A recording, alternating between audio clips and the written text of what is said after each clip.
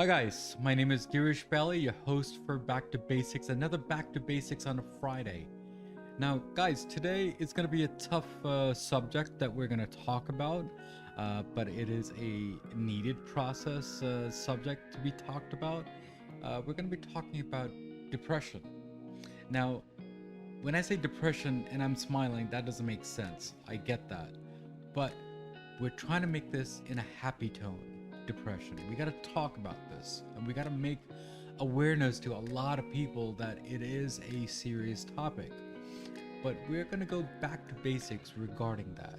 Now, I've gone through a lot of depression throughout my lifetime and even today. Okay, but that does not mean that I'm not happy. And that's what we're going to get into today. So, today we're going to talk to Zack, and we're going to go into the basics of depression. So, Zack, how are you doing today? And thank you for coming on my show. Oh, I'm great, and thank you so much again for having me. I really Yeah. am a fan. This is great what you're doing. Thank you. Awesome, awesome. Thank you so much. So, first thing is for Zack. What does back to basic mean to you? Back to basics to me is kind of letting go of all of like the trappings of expectations and mm, I want to say almost clutter, like internal clutter and external clutter. The best way I like to describe things in analogies.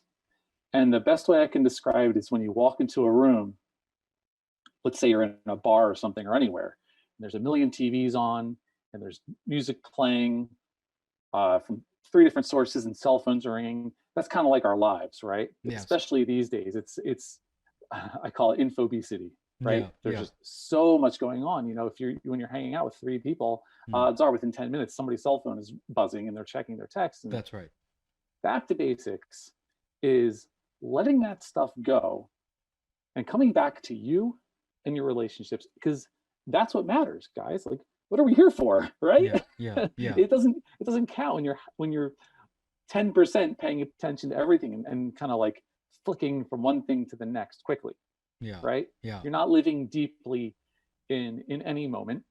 You know, you're an expert living in the past.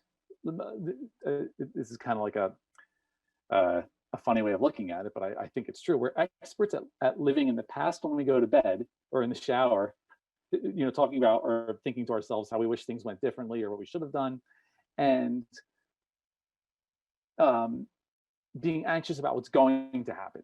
And yeah. we're so, uh, I'm trying not to sound hard on people, but just in general, we're really not good at living in the moment. Exactly. One thing that's great about these podcasts, though, that you're doing, um, is we're kind of forced to be in this moment right now, right?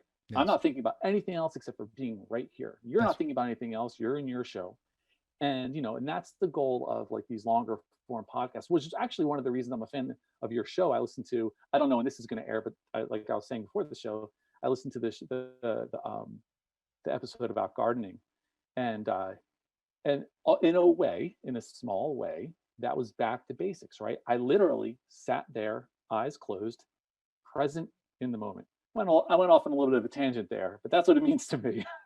no, but that's beautiful because some people they don't know they don't know how to express back to basics.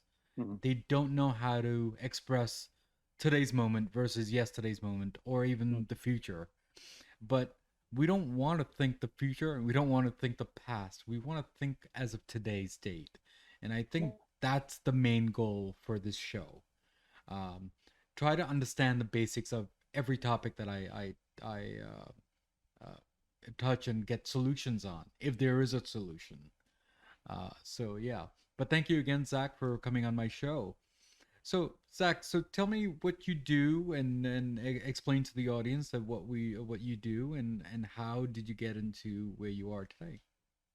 All right. So my full-time gig before COVID hit was I did video production.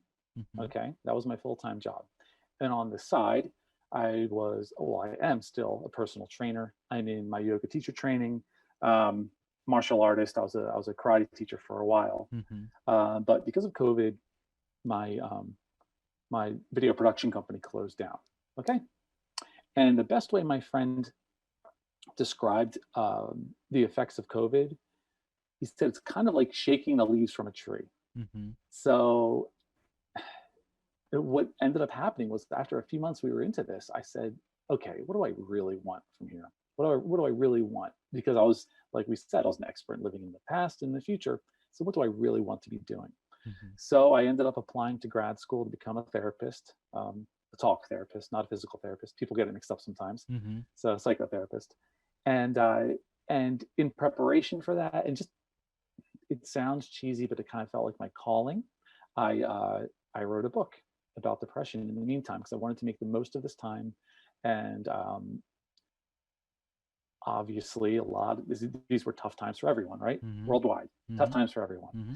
And instead of kind of repeating these things to a lot of my friends, I just kind of collected everything that I had learned through martial arts, through yoga, through my own experiences, through a million other things, right? Mm-hmm. My fitness, my supplementation, collected all of it, and I tried to make it into like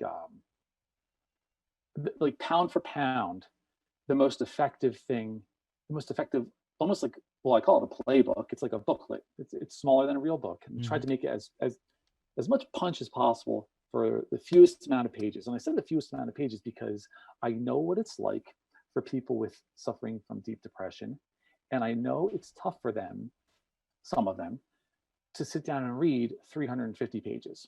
Mm-hmm. Sometimes depression affects your attention span. Sometimes it affects your patience, right? If you're not making a lot of progress within a few pages, Mm-hmm. because you're not thinking clearly. That's right. Yeah. So I tried to make it as tight as I possibly could, and that's kind of how this book happened. And I don't know if I was telling you, but selling, this isn't my career. I don't care about, the $3 a book doesn't matter to me. What I care about is getting it out to people. It's the book I wish I had when I was 20. Mm-hmm. Yeah. Yeah. So let me ask you this. Is depression a, I don't know, is it a disease that I'm gonna catch from you, or In a way, or depression, is it carried over generation within the family, or is it just that one individual person? okay, that's a great question. And no one's ever asked me that before. And the answer is all of the above. And I say that because, of course, it can be passed down, which is what I think one of the traits that were passed down kind of made me more susceptible to it, judging by my family's history. But you can get sucked into some unsavory circles, let's say. Yeah, or they can kind of pull you down as well. So does that mean that throughout your lifetime you've been in the negativity thinking that is positive, and when you come out of that shell, people show you different angles of what was in that bubble?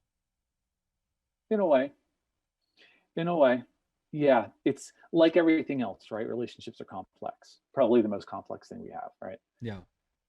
And individuals are complex. So yeah, that's one way of looking at it. I think, now I had this really great question from someone else. So I say in the book that it comes in all different flavors, Mm-hmm. right? Mm-hmm. It can be hereditary. It can come from brain injury. There are some theories that it's actually a gut issue, because most of your serotonin is actually created in the gut, and they're treating it with probiotics. So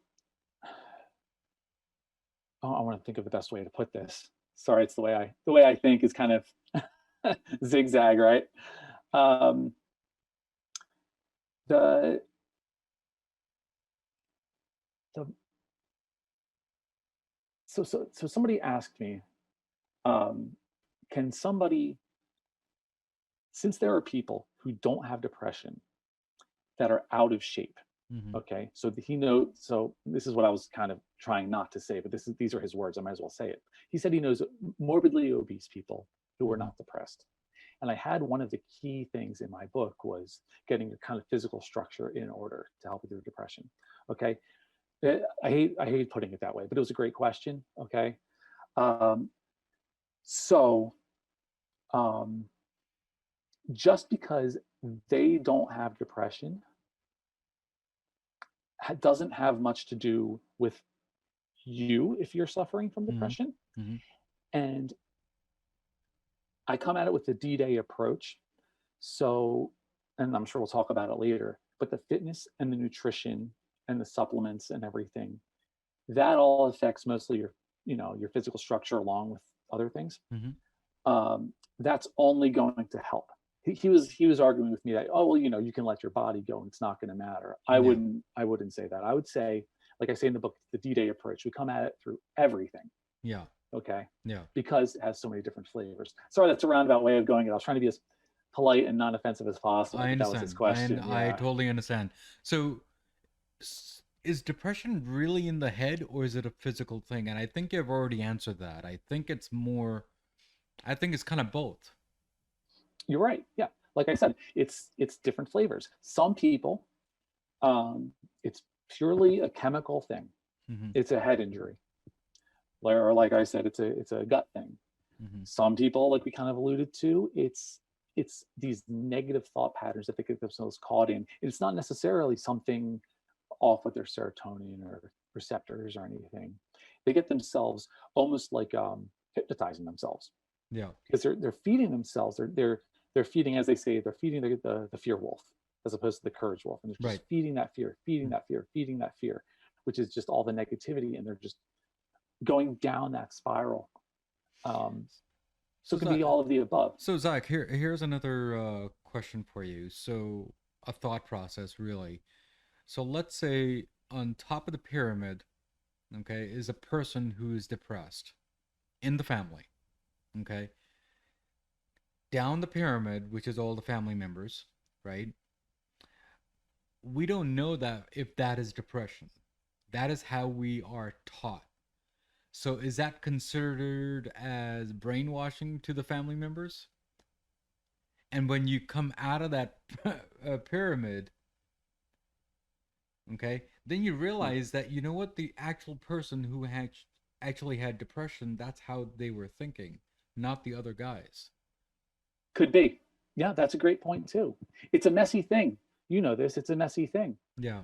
Yeah, they could be told. They could be told that they're. So then that's not considered depression. That's considered brainwashing for that particular scenario. Well, here's the thing. The technical term, or the technical, I guess, definition is, extreme sadness for over 2 weeks. Yeah. I would argue that out of practicality, it's longer than that, because you're going to feel, let's say a loved one passes away, you're going to feel sad for longer than 2 weeks. And that's grief, which is something different from depression. You have to go through grief, right? You don't have to go through depression, right? So really, we're talking about semantics here. One of the things I kind of liked about my book, though, or one of the great compliments I got, I should say, is that even if you're unsure about like where this is coming from, it's going to, the steps I placed out, they're going to improve any life. And I'll stand by that. If you take these steps, you're going to feel better. So what are the quick steps that you have? Okay, so there's a lot of them, man. so the out of all of them, top 3, let's say. Top 3 is tough. What I will say is, because I don't want to place more emphasis on one than the other. I will answer your question. I don't like putting more emphasis on one than the other because everyone's different, right? Yes. For some people, if it's not that chemical thing, if it's the brainwashing, like you said, it's going to be something else. So I do lead the book with more of like mental models, right? Yep. Like ways of thinking about things. However, I also wanted to balance it out with actionable things you can do, because I know when I was at my depths, reading a book about how I should think wasn't going to really resonate with me. I needed something where I could look at a sheet, cross it off, look at something, cross it off. So at the end of the day, at the very least, I would feel some kind of accomplishment and a little bit of progress. Okay. So to answer your question, I'll say just the physical structure, and I don't mean just working out or just your building blocks, which is nutrition and supplementation. Okay. It's all of that. Okay. So just getting your body in optimal order, the best you can, right? Yeah. So that's one. I would say that's extremely important. Just getting all that physical stuff dialed in the best you can, not letting yourself go. I was hanging out with a lot of people with deep depression who weren't even shaving or showering for months at well, not shaving for months at a time, not showering for days at a time. And it was, no bueno. So next,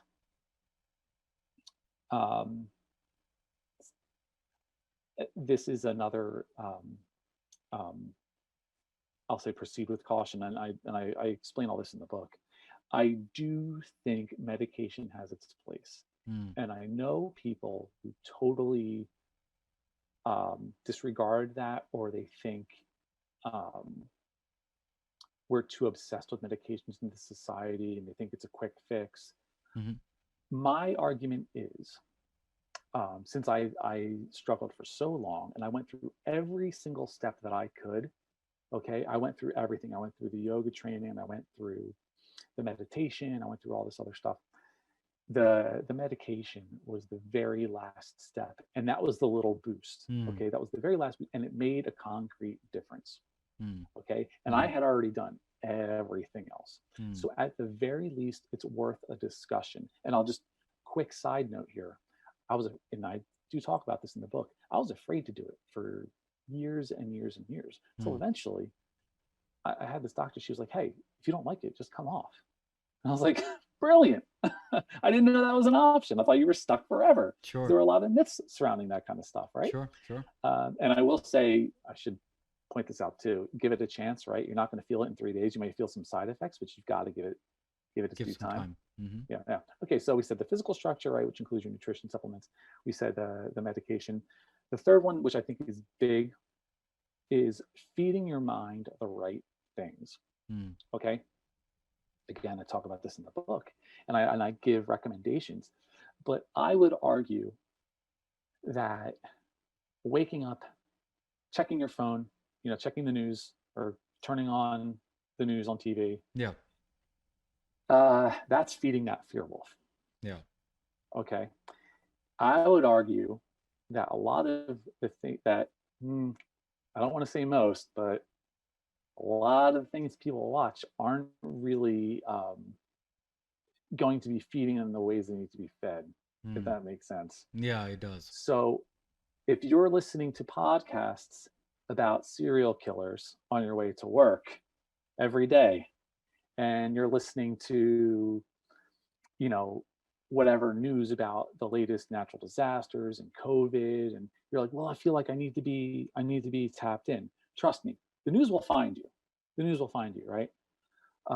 And of course, there's that whole "if it bleeds, it leads" thing, right? So there's a reason it's tuned negatively, because that's what keeps your attention. Okay, but if you start your day, is the way I start my day every day. Well, brush my teeth, drink a nice tall glass of water, make breakfast, and I go through that whole thing, and I will check in for about 10 minutes with a great book, and I give a list of books. I like Deepak Chopra. I like Carol Dweck. I like, I can go through a million people, but you go through that, you're already starting off on the right foot. Okay. Yeah. A great thing, and I know I'm going on and on, but I feel like I need to get these things out. There's a few really great sites that are like positive news. If you just Google positive news, right? There's like 4 really great sites. And it tells you all the things that you never hear about in the news that are really great things going on in the world. Like great strides in environmental issues. Hmm. great strides, and all kinds of stuff going on. So there is good news out there. It's just that we're not finding it. So yeah, so feed your mind the right things. I know I'm talking your ear off, No, but Girish. I'm no, but sorry. you're no, but you are correct because it depends on what type of things you're feeding within to yourself. You know, Yeah, you should be absolutely. feeding a little of negative, but a lot of positive. So Yeah, you need a balance of both. You can't always have positive because then you're all bubbled out and from the world saying that there's no bad things in the world. Uh, exactly. No, you're totally right. And the thing is, our minds. yeah, I don't know if you're aware of this or if your listeners are aware of this, but our minds are actually geared towards negativity that's because right. it was more advantageous when we were cavemen to be looking out for danger because the danger could wipe us out instantly, right? So it was more advantageous for us to be looking out for the bad things, to be noticing the saber-toothed tiger, than to be, noticing the beautiful food in front of us because the food can wait, the Yeah. danger can't. So we're geared towards that negativity, right? So that's why we have to kind of put in that effort if we want to keep our flow positive, right? Is depression more for women or for men? It's argued that more women suffer from depression. Um, I would argue, I mean, that could be right, but I would also argue that men are less likely to find help. So I may think that they may be a little skewed. So the reason why I asked that question is because the answers that I got in most of the research that I've done, women they have depression, men have anger issues because they. Okay, So go ahead. no, that's great. Again, I would argue that anger is depression turned outwards. Okay. Yeah, it's just So manifesting itself in a so different way. manifesting in a different way. So which means that if you get anger, then that means that you get health issues, which is your blood pressure issues. So Yeah, does that mean that blood pressure is more towards men versus ladies, which is kind of not true, but do you understand what I'm saying? It's going back in circles, right? Because it doesn't yeah, kind of make sense. yeah. No, I'm totally following you. Um, the best way I can talk about this, let's say I'm having this discussion with my friends, um, is okay, it is what it is. Pull out and do what's best for you. You're going to treat them almost identically. I say almost because I do believe there are some differences in the way we kind of process things and the Yeah. way we seek out things. Yeah. Uh, but that's kind of like it is what it is. Hmm. So either way, let's just get back on the right path. Yeah. Yeah. Because let's say, okay, women are twice as likely to be depressed, which I don't think is the case. But let's just say they are. Well, it doesn't really change anything. If you're a man and you're depressed, you're still depressed, right? Yeah. Yeah. But then Yeah. so you're saying nutrition is the key for I guess the fix of depression. No, Kind. no, it's not the key. It's part of the key, and I do argue this in my book. These are great questions, by the way. And this is one of the biggest takeaways. There is no silver bullet. Okay, Yeah. something can make a huge difference. Something can make a small difference. Just because you make a huge difference with one thing, I have a friend who started medication. He's much better now. It's not going to make all the difference. Okay, which Mm. is why I'm glad I did it in the order I did it. Mm-hmm. I tried everything else first and then tapped it off with the medication last. Mm-hmm. Mm-hmm. Okay, um, but it could be, again, depression comes from different flavors, so it could be um, you're low on, let's just say, vitamin D, which is a big issue here in the Northeast, right? Mm-hmm. Mm-hmm. It could be a lack of fatty acids. It Mm-hmm. could be that. It's Mm-hmm. probably not just that. Mm-hmm. It's probably not just that, because you can be the healthiest person in the world, and if you're always taking in that negativity and you're getting that negativity from your family, and you're X, Y, and Z, Mm-hmm. you know, but that healthy diet is certainly going to help. The other solution that I've seen in majority of my research here is medicate meditation Mm, is good for depression, which absolutely. means so explain that because does that mean that I just sit down and just not talk to anyone for 5 minutes and I'm good? No. Uh, I mean every day, it, not just today. Right. No, no, that's not meditation. And I would argue that setting aside 10 minutes every day and sitting there with your eyes closed isn't meditation either. Because most likely what you're doing is you're thinking about your thinking. So it's that metacognition, right? Mm-hmm. That's not meditation. Mm-hmm. There are different types of meditation. And people, when they're first starting, get very frustrated because they say, oh, I can't do that. I'm doing that wrong. I can't do that, because they notice their thoughts going. Mm-hmm. One of the key takeaways I have for people, and I have a whole full chapter about this in the book, when you take your concentration, and a concentration practice in a way is a part of meditation. Okay, so let's just say you're concentrating on your breath. Mm-hmm. You're concentrating on, let's just say, a count of 4 in and a count of 4 out. Okay, every time your mind wanders, it's pulling your mind back to your breath. That's the practice, is the pulling it back. So don't worry when it steers away, because it will. It's the pulling it back, the pulling it back, the pulling it back, and then letting it go, giving yourself a break at the end. Think if you want, rest if you want. That's the practice. Yeah. So the other thing is, you're saying that trauma is another trigger for this depression. I would say so, yeah. So take another twist. Let's say I get a promotion at my work. Okay. I get a lot of work. But take it a twist, saying, is this a good thing or a bad thing? So people, they double think that if this is a good thing and a bad thing. So is that considered depression, or is that more anxiety? Because now you got two different scenarios, right? You got depression and anxiety. So go ahead. Tell me if that's... Great question. Again, I've never been asked these questions. These are great. Well, depression and anxiety, they travel the same pathways in your brain. Okay, they're using the same roads. Okay, so it's real easy to go from, let's just say somebody suffered from depression for 6 months. It's real easy to kind of shift that into anxiety. Yeah.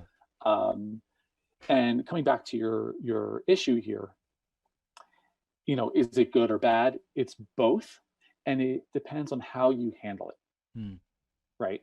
Because we love working. Work is great, and what was it over that? Was it the gates of Delphi? It was everything in moderation, right? Oh yes, yes. Yeah, am I saying it right? You are right. You are right. Yes. Okay. Yeah, so I'm a firm believer in that as well, right? So, we love working and getting too much and taking on too much, and getting a notepad in the shower and working in the shower, which I've done, and having a notepad next to your bed and not spending the time with the people you want to spend your time with. Yeah. Well, there you go. So Zach, another twist to that similar scenario. Let's say I went through a loss in the family. Okay. So I'm dealing with depression. Okay. Slowly, I get treated for anxiety. Mm-hmm. Does that mean you're in a shocking mode? Or so how does that work? Because then how does a doctor treat you? Do you treat yourself for medication for depression, or medication for anxiety, or medication for either way? So a lot of them are actually the same. A lot of the medications are actually the same. Although, like I said before, grief and depression are two different things. You have to go through grief. I do know of people who immediately medicated themselves after a close one passed. 2 years later, they stopped taking the medication, and they had to go over those same hurdles eventually. They had to go through the grief. You can only numb it for so long, but it's something you have to go through, okay? Yeah. And it's difficult, but it's not depression. There's something else along those lines. You could be, it's kind of an interesting side note. You could be something called dysthymic. I don't know if you've heard that, which is one of the flavors of depression, where you're kind of like at this low level depression, right? And you just kind of got the blues. And then one day something traumatic happens, and that can spiral you out of control into a very deep depression, and you're just not able to bounce back the way other people can. Okay. um, arguably could be treated the same way as other types of depression, but I think it's important to note that there are the different flavors out there, um, and that the whole, I don't want to say holistic, but the non-drug Hmm. ways, like the meditation, the fitness, the a Yeah, million other yeah. things, they're universally good. But Zach, Yeah. you brought up a good point about the spiral, right? Not able to bounce back up. Do we need a therapy help to get a bounce up? I You mean, may. is therapy a bad thing? Because the stigma around the world is that, when you knock on someone's door for therapy help, it means that you are mentally gone. And you does that make sense? Because uh, Absolutely. uh, uh, according to me, and according to Back to Basics, is that therapy is a good thing. It's not a bad thing. So how do we explain and how do we make people aware that going to going to a therapist for any help, especially in depression time, is a good thing? Yeah, and that goes back to what I was saying about men not seeking help because they sometimes see therapy as being seen as weak, Yeah, right? yeah, And that's the last thing a lot of men want to be seen as. When in reality, I think it's actually the other way around. yeah. I think so. When I started, I didn't stick with it because I don't think I was strong enough, which is kind of, it's almost like feels like the opposite, right? Is it because Because the mindset was taught to you that you're supposed to think that way? yeah, yeah, and yeah, I thought that was for weak people when actually it takes strength and courage to to do that and to realize that you're not just doing this for yourself. Yeah, None of us exist in a vacuum. yeah, We all affect each other, right? yeah, We're all connected. It sounds corny, but it's true, yeah, you yeah. know? And you're not just doing it for yourself, and that takes strength. And I think getting that message out there uh, has to happen. I think it's slowly getting better. Um, it's slowly getting better, but especially towards men, Mm. it Yeah, yeah, I think the stigma that the stereotype that they people have is, I think, in the olden times. I think yeah, nowadays, I think, is a little different. I think people are saying that this is needed. And it's a good thing. It's not a bad thing. no, it's a good thing. It's a good thing, and you can always find help. See, I have even though I'll be working with them plenty, I have a real problem with the healthcare system, the insurance companies, and that's a real barrier for a lot of people seeking Yes. mental help. And I think it's a crime that we have insurance for our bodies, Yeah, and but yeah, it doesn't cover our mind.